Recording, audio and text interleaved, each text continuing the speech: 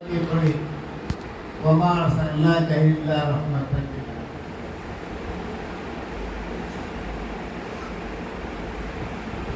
جب مسجد نبوی بنائی جا رہی تھی،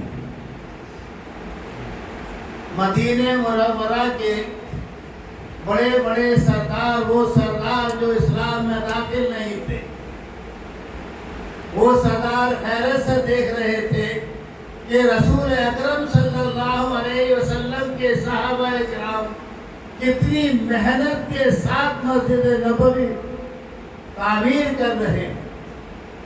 نہ ان کو پیاس کی پرواہ ہے، نہ ان کو بھوک کی پرواہ ہے، ان کو کسی چیز کی پرواہ نہیں، اور پرواہ ہے تو رسول اکرم صلی اللہ علیہ وسلم کا فرمان بجا لانے کی پرواہ ہے۔ گیٹوں پہ پتھر بند رہے ہیں، گیٹوں پر پتھر بند رہے ہیں، ایک نہیں دو پتھر بند رہے ہیں، اور صحابہ کرام بھوک سے اور پیاس سے نہیں گھبرا رہے ہیں۔ رسول اکرم صلی اللہ علیہ وسلم کو کے فرمان کو پورا کرنے کے لیے وہ جد و جہد کر رہے ہیں کہ جلد سے جلد مسجد نبوی تعمیر ہو جائے۔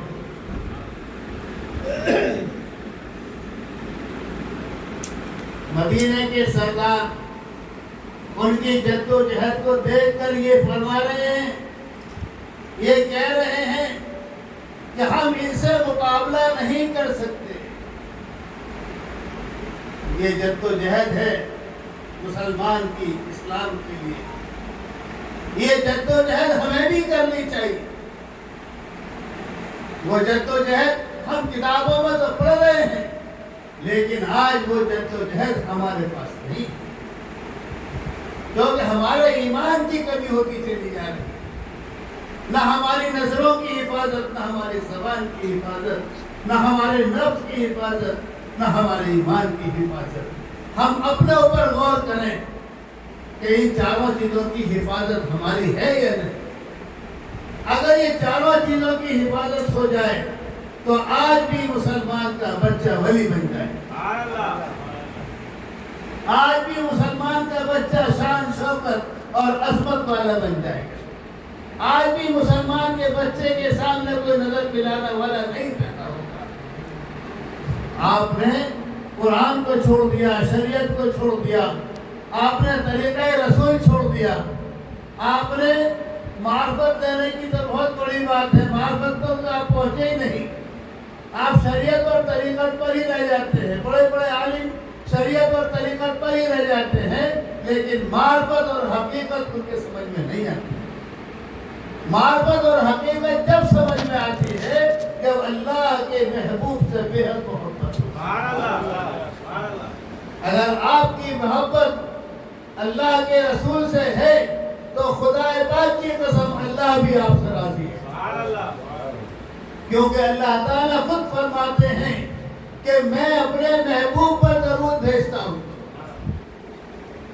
میں اپنے محبوب پر درود بھیجتا ہوں، اے میرے بندو تم بھی میرے محبوب پر درود بھیجو۔ جب وہ درود بھیجتا ہے اللہ تعالیٰ تو ہمیں بھی درود بھیجنا چاہیے، ہمیں بھی درود بھیجنا چاہیے۔ ہم سے لوگ بڑے زور سے یہ کہتے ہیں کہ ہرے جھنڈے والے ہیں، یہ ہرے جھنڈے والے۔ خدا کی قسم ہم ان لوگوں کا شکریہ ادا کرتے ہیں جو ہمیں ہرے جھنڈے والے کہتے ہیں، کیونکہ وہ پہچان گئے ہم کہ ہم غلام مصطفیٰ، وہ پہچان گئے۔ تو پہچان بھی ضروری ہے، اگر سب جو گنبد نہ ہوتا تو ہمارا رنگ اسلام کا ہرا نہ ہوتا۔ نعرہ تکبیر، نعرہ رسالت۔ تو مدینہ منورہ کے تمام لوگ، بڑے بڑے سردار یہ سوچنے پر مجبور ہو گئے کہ ان سے مقابلہ کرنا اپنے آپ کو مرنے کی دعوت دینا ہے۔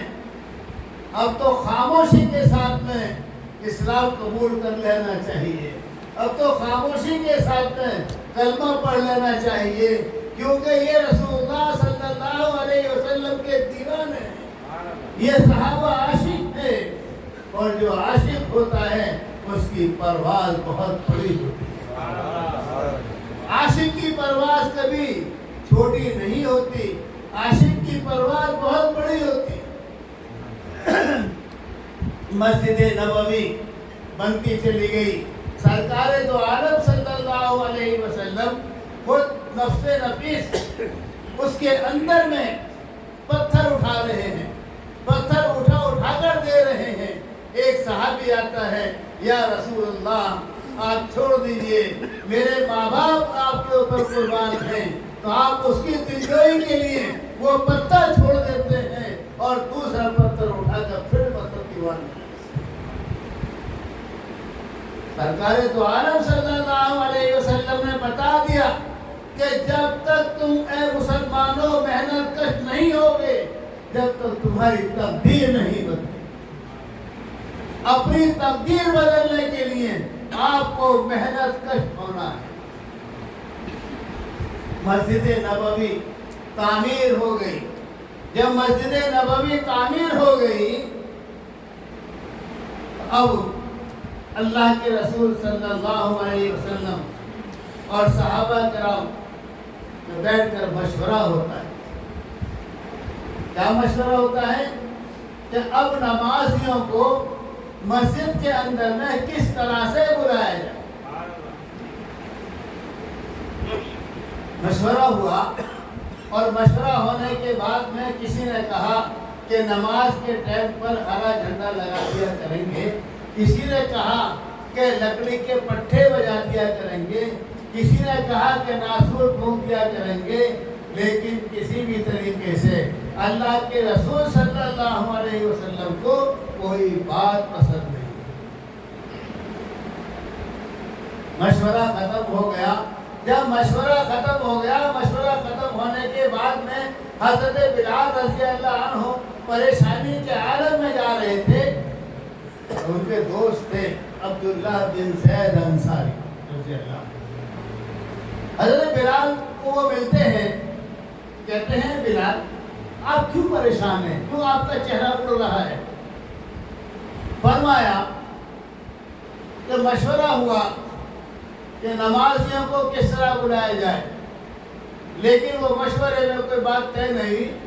الصلاۃ الجامعہ کہلوا دیا کریں گے، یہ طے ہوا، لیکن حضور اکرم صلی اللہ علیہ وسلم ابھی تک اس چیز پر راضی نہیں۔ الصلاۃ الجامعہ یعنی کہ جمع ہو جاؤ نماز کے لیے۔ تو حضرت ابو ہریرہ رضی اللہ عنہ اور دوسرے صحابہ کے لیے فرما دیا گیا کہ آپ مطلب محلے محلے میں جا کے آواز دے دیں جب تک کہ اس کا معاملہ حل نہ آئے۔ حضرت بلال رضی اللہ عنہ سے کون ملتے ہیں؟ عبداللہ بن زید انصاری رضی اللہ عنہ ملتے ہیں۔ اے بلال تم کیوں پریشان ہو؟ کہ مشورہ ہوا تھا اور مشورے میں یہ طے ہوا کہ صلاۃ الجامعہ کہتے کریں گے، لیکن کوئی بات پوری نہیں ہوئی۔ تو حضرت بلال رضی اللہ عنہ سے حضرت عبداللہ بن زید انصاری رضی اللہ عنہ نے یہ فرمایا کہ اے بلال میں نے رات کو ایک فرشتے کو چوتھے آسمان پہ کچھ کلمات پڑھتے ہوئے سنا۔ چوتھے آسمان پہ کچھ کلمات پڑھتے ہوئے سنا ہے۔ تو کہا کہ سنو، یہ سب سے پہلی دنیا کی اذان تھی، یہ حضرت عبداللہ بن زید انصاری نے پڑھی اور حضرت بلال رضی اللہ عنہ نے سنی۔ جب یہ اذان سن لی اور سننے کے بعد میں کہا کہ آپ سرکار دو عالم صلی اللہ علیہ وسلم کے پاس چلیں۔ حضرت عبداللہ بن زید انصاری رضی اللہ عنہ وہ آتے ہیں، سرکار دو عالم صلی اللہ علیہ وسلم بیٹھے ہوئے ہوتے ہیں۔ حضرت بلال رضی اللہ عنہ فرماتے ہیں کہ یا رسول اللہ صلی اللہ علیہ وسلم، حضرت عبداللہ بن زید انصاری نے کچھ کلمات سنے ہیں وہ کلمات انہوں نے مجھے بھی سنائے ہیں، وہ کلمات یہ آپ کو بھی سنانا چاہتے ہیں۔ میرا دل چاہتا ہے کہ وہ کلمات آپ بھی سنیں۔ اللہ کے رسول صلی اللہ علیہ وسلم نے فرمایا کہ اے بلال، آپ کہو عبداللہ بن زید سے کہ وہ کلمات سنائے۔ یہ دوسری اذان تھی دنیا کی۔ اللہ اکبر اللہ اکبر اللہ اکبر اللہ اکبر، اشہد ان لا الہ الا اللہ اشہد ان لا الہ الا اللہ اشہد ان محمد رسول اللہ اشہد ان محمد رسول اللہ۔ جب یہ الفاظ آئے تو اللہ کے رسول صلی اللہ علیہ وسلم بیٹھے بیٹھے اٹھ کے کھڑے ہو گئے، اور جب پوری اذان سن لی تو آپ نے فرمایا کہ اے عبداللہ بن زید، یہ اذان میرے بلال کو یاد کرا دو۔ یہاں میرا کہا، میرا کسی کو نہیں کہا نا، حضرت ابوبکر صدیق کو نہیں کہا، میرا حضرت عمر فاروق کو نہیں کہا، حضرت عثمان غنی کو نہیں کہا، علی کو نہیں کہا، یہ اذان میرے بلال کو یاد کرا دو۔ اب حضرت عبداللہ بن زید انصاری رضی اللہ عنہ نے یہ نماز، یہ اذان کس کو یاد کرائی؟ حضرت بلال رضی اللہ عنہ کو یہ اذان یاد کرائی۔ جب خوب یاد ہو گئی تو یاد ہونے کے بعد میں اللہ کے رسول صلی اللہ علیہ وسلم کے پاس میں دونوں آتے ہیں کہ اب جو کلمات تھے وہ یاد کرا دیے گئے ہیں، تو اللہ کے رسول صلی اللہ علیہ وسلم نے فرمایا کہ اس بلند مقام پر چڑھ جاؤ، اور اس بلند مقام پہ چڑھنے کے بعد میں آپ یہ بلال کلمات پڑھو۔ تو غالباً عصر کی اذان تھی۔